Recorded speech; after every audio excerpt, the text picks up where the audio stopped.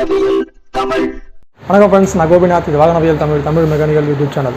இந்த வீடியோவில் நம்ம என்ன பார்க்க போகிறோம்னா, ஒரு பல்சரில் வந்து ஒரு ஒயரிங் கம்ப்ளைண்ட்டு. அதாவது என்ன பார்த்தீங்கன்னா, வண்டி வந்து பார்த்திங்கன்னா ஆன் பண்ணால் டிஸ்பிளே எதுவுமே வராது. ஆனால் வந்து ஹார்னு, இண்டிகேட்ரு, செல்ஃப் ஸ்டார்ட்டு எல்லாமே கரெக்டாக வேலை செய்யும். எல்லாமே பக்காவாக வேலை செய்யும். ஆனால் டிஸ்பிளே மட்டும் வராது. இதுதான் கம்ப்ளைண்ட்டு. இந்த எப்படி நம்ம ரெடி பண்ண போகிறோம் சொல்லி தான் வீடியோவில் பார்க்க போகிறோம். இந்த டிஸ்பிளே பார்த்தீங்கன்னா இந்த பக்கம் திருப்பும் போது வருது பாருங்கள் லைட்டாக. இப்போது திருப்புறேன், ஒரு தடவை வந்து போகுது. இதுதான் ப்ராப்ளம், ஒயரிங் தான் கம்ப்ளைண்ட். இதில்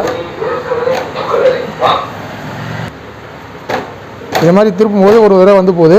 இங்கே ஒயரிங் ஷேக் பண்ணாலும் லைட்டாக வரும், பார்த்தீங்கன்னா தெரியும். இங்கே ஒயரிங் ஷேக் பண்ணும்போது டிஸ்பிளே வருது. இதை எப்படி நம்ம ரெடி பண்ண சொல்லி தான் வீடியோவில் பார்க்க போகிறோம். ஓகே ஃப்ரெண்ட்ஸ், வீடியோக்குள்ள போகலாம்.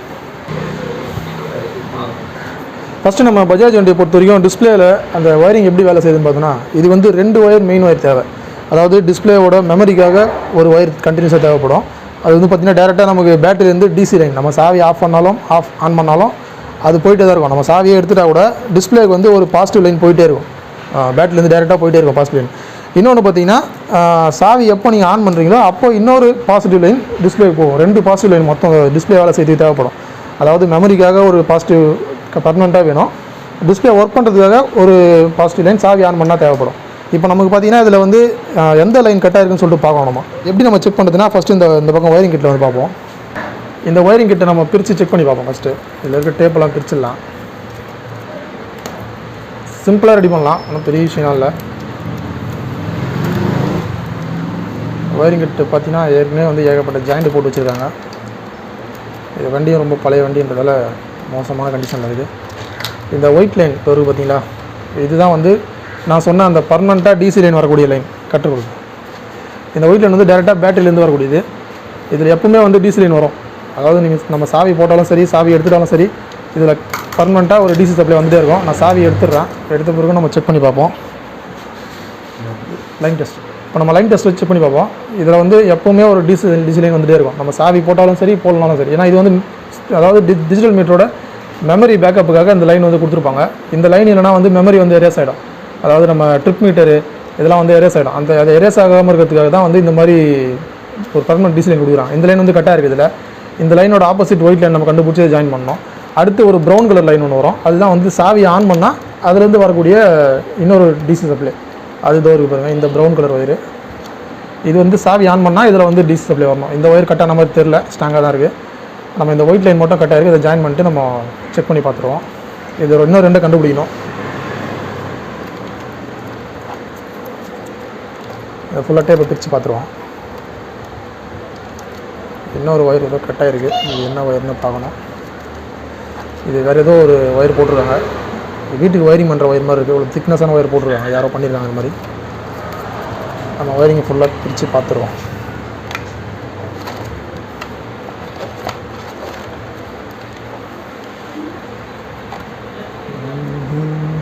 ஒயிட் லைன் எங்கே இருக்குது?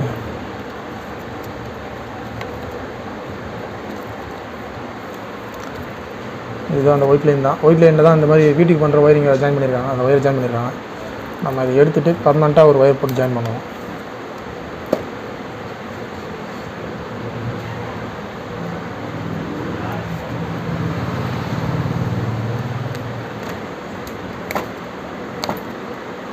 ஓகே, இப்போ நம்ம இந்த 2 ஒயரையும் ஜாயின் பண்ணோன்னா நம்ம வந்து டிஸ்பிளே வேலை செய்யும். சும்மா டெம்பரரியாக நான் பண்ணி காட்டுறேன். சாக்கெட்டை கனெக்ட் பண்ணிட்டு கீ ஆன் பண்ணுறோம். இந்த 2 ஒயரும் ஜாயின் பண்ணும்போது டிஸ்பிளே ஆன் ஆகிடுச்சு. பார்த்தீங்களா, சும்மா டெம்பரரியாக வச்சு போகும்போது டிஸ்பிளே ஆன் ஆகிடுச்சு. நம்ம இண்டிகேட்ரு எல்லாமே கரெக்டாக வேலை செய்யுது. ட்ரிப் மீட்ரு இப்போ ஒழுங்காக வேலை செய்யுது. எல்லாமே கரெக்டாக வந்துச்சு. சாவி ஆன் பண்ணி ஹெட்லைட் ஆன் பண்ணி பார்ப்போம். கரெக்டாக வேலை செய்யுது எல்லாமே. ஓகே, நம்ம இந்த ஒயரை மட்டும் இப்போ கனெக்ட் பண்ணோன்னா வேலை முடிஞ்சிடும். ஒரு பக்கமாக ஒரு ஒயர் போட்டு ஜாயின் பண்ணுறோம். ஓகே, நம்ம என்ன பண்ணலாம், இப்போ அது 2 ஒயரையும் கனெக்ட் பண்ணுறதுக்காக ஒரு எக்ஸ்ட்ரா ஒயர் அடிஷ்னலாக ஆட் பண்ணுவோம்.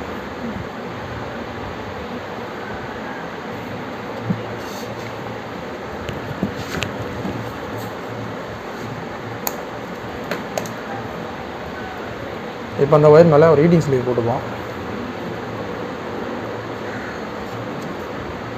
ஓகே,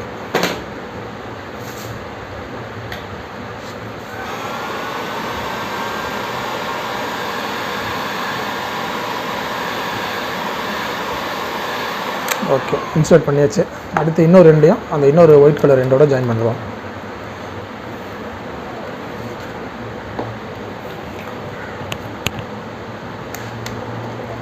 ஒயர் ரொம்ப லென்த்தாகவும் விடக்கூடாது, ரொம்ப ஷார்ட்டாகவும் வரக்கூடாது, கரெக்டான அளவில் இருக்கணும். நம்ம ஒயரிங் பண்ணும்போது அதில் முக்கியமான விஷயமே என்னென்னு பார்த்தீங்கன்னா, ஒயரோட லென்த்து கரெக்டாக நம்ம கலெக்ட் பண்ணணும். அதாவது ரொம்ப அதிகமான லென்த்து விட்டாலும் தேவையில்லாமல் தொங்கிட்டு இருக்கோம், அசிங்கமாக இருக்கும். அதனால் வந்து நிறைய கட் ஆகிறது சான்ஸ் இருக்குது. ரொம்ப ஷார்ட்டாக வச்சுட்டாலும் ஒயர் வந்து எட்டாது, லோட் ஆகும். நம்ம ஹேண்டில் பார் திருப்பும் போது கண்டிப்பாக கட் ஆகிடும். அதனால் வந்து கரெக்டான கால்குலேஷன் பண்ணி இந்த அளவுக்கு லென்த்து விட்டால் கரெக்டாக இருக்குன்னு சொல்லிட்டு பிளான் பண்ணி கரெக்டாக பண்ணணும். அதுதான் ஒயரிங்கில் வந்து முக்கியமானது. எந்த பக்கத்தையும் ஜாயின் பண்ணுறோம். அதே மாதிரி ஹீட்டிங் ஸ்லீவ் போட்டு இன்சர்ட் பண்ணிடலாம். ஓகே,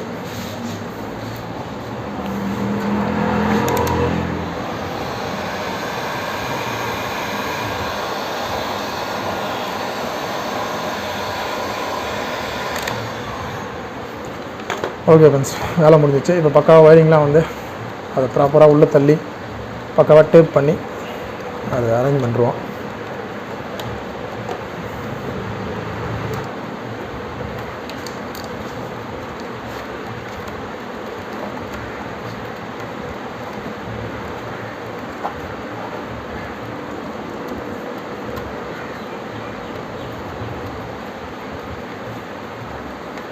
ஓகே, வேலை முடிஞ்சிச்சு. ஃபைனலாக மீட்டரை செக் பண்ணிக்கலாம் ஒரு தடவை கரெக்டாக வேலை செய்யலான்ட்டு.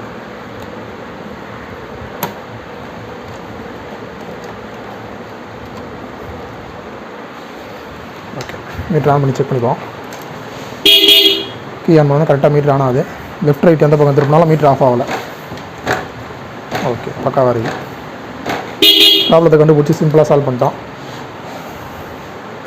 இப்போ நம்ம டிஜிட்டல் மீட்டரை பொறுத்த வரைக்கும் பார்த்தீங்கன்னா, மீட்ரு டோட்டலாக ஆன் ஆகலை அப்படின்னா நம்ம வந்து ஃபஸ்ட்டு ஒயரிங் செக் பண்ணலாம். ஏன்னா 90% வந்து ஒயரிங் ப்ராப்ளமாக தான் இருக்கும், ஒயரிங் எது கட்டாக இருக்கும்.